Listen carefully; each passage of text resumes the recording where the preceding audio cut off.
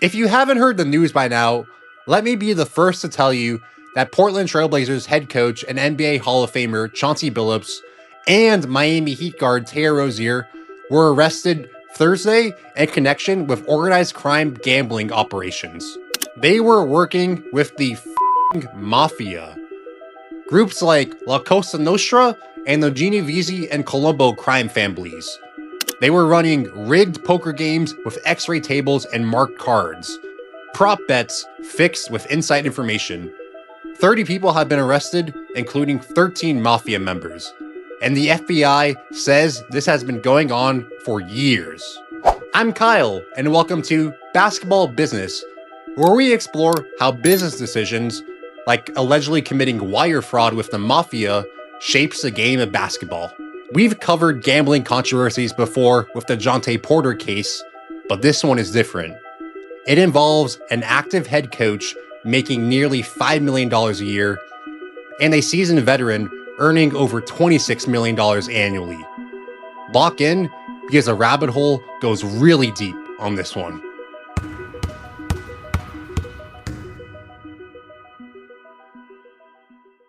There's a very important distinction I want to get out of the way. These are two separate federal indictments, but they're closely intertwined. Terry Rozier's case is about insider information. The FBI alleges that on March 23rd, 2023, Rozier told co-conspirators he was leaving a game early with an injury. They placed over $200,000 in bets on the unders for his prop bets. 9 minutes into the game, Rozier bounces. The bets then pay out tens of thousands of dollars in profit, and according to the FBI, they counted the money directly at Rozier's house. Chauncey Billups' case is completely different.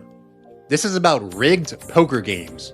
The FBI says Billups and former player Damon Jones were used as bait to lure wealthy victims into high-stakes games. Once these victims showed up to play poker with former NBA stars, they got fleeced like a granny giving money to the Prince of Nigeria. Allegedly, this operation was so high-tech that they used shuffling machines that could read cards and relay that information to an off-site quarterback who texted someone at the table. They used poker chip trays with hidden cameras, contact lenses and glasses that could read marked cards, and X-ray poker tables that could read face-down cards.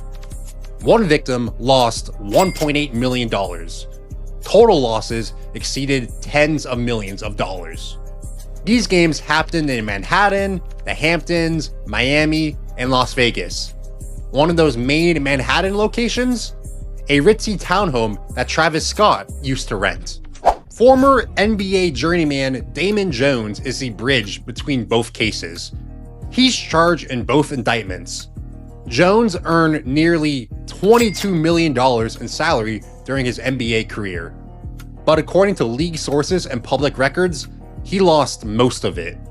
Jones had expensive taste, the fancy cars, the nice clothes, and the cool houses typically reserved for his wealthier teammates like LeBron James or Shaquille O'Neal.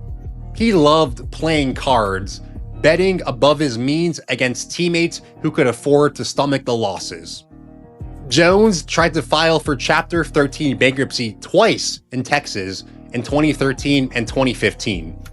Both of those cases were dismissed, meaning creditors could still pursue his debt. But there's another NBA connection between these two cases. I'm talking about Co-Conspirator 8 in the sports betting indictment. Billups wasn't formally charged in the Rozier case, but he matches the description of Co-Conspirator 8, an Oregon resident that played in the NBA from 1997 to 2014 and has been a coach since 2021. Prosecutors say Co-Conspirator 8 tipped off defendant Eric Ernest that the Blazers would rest top players before their March 24th, 2023 game. The timeline fits. The access fits. And it connects Chauncey Billups to both schemes. That pressure thing is nothing to me, man. I do the best I can and let the chips fall where they may. You know that about me by now, quick. Rozier and Billups were placed on immediate leave from their teams by the NBA pending the results of the federal investigation. However, Their contracts remain active during the suspension, meaning Miami is paying Rozier $26.6 million and Portland is paying Billups $4.75 million while they can't work.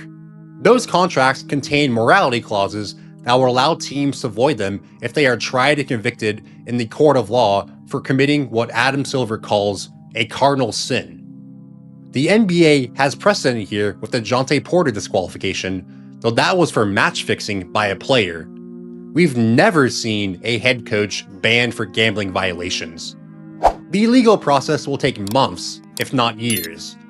These are federal charges involving wire fraud, illegal gambling, and extortion. Terry Rozier's lawyer is Jim Trusty, yes, that's his actual name, and he previously represented Donald Trump before leaving under irreconcilable differences.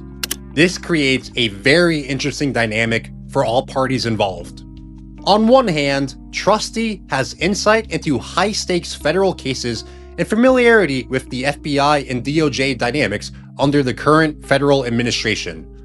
On the other hand, because he left Trump's team, the MAGA-aligned network might view him as less trustworthy.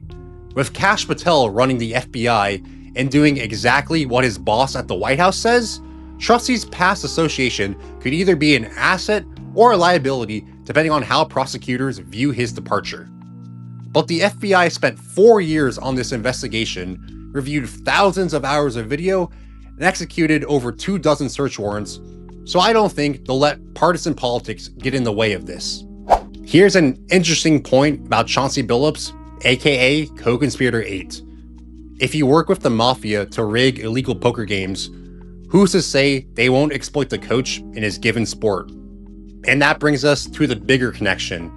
Billups made over $106 million as a player. Rozier has earned over $160 million. So why risk everything? The unfortunate truth is, gambling at that level isn't about the money.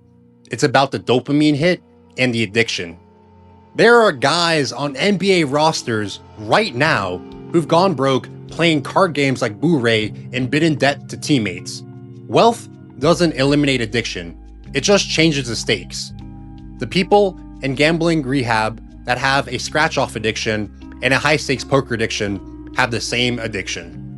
We'll do a deep dive on gambling's impact on society and how the NBA is partially responsible for it in a future video, so make sure you're subscribed to Basketball Business to catch it when it drops. In a perfect world, a current NBA head coach and active player wouldn't appear on federal indictments alongside names like Flappy Awade, Black Tony Goodson, Thomas Juice Geraldo, Albanian Bruce, and Pookie. But here we are. Shane Hennon was indicted in all 3 cases: Jontay Porter's, Terry Rozier's, and the Chauncey Billups poker scheme. Amar Awade was indicted in both poker and Porter. The feds are strongly implying the Rozier scheme was run by the same people as the Porter scheme. Gilbert Arenas was arrested in July for running illegal poker games with the Israeli Mafia. Now we have Chauncey Billups and Damon Jones with the Italian Mafia. If convicted, these guys will be banned for life from the NBA. This is just the tip of the iceberg. A lot more is going to come, and the big question is, can the NBA maintain their competitive integrity while taking billions from gambling companies?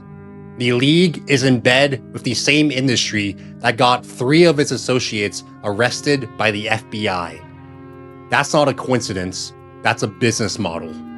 Thanks for watching this video.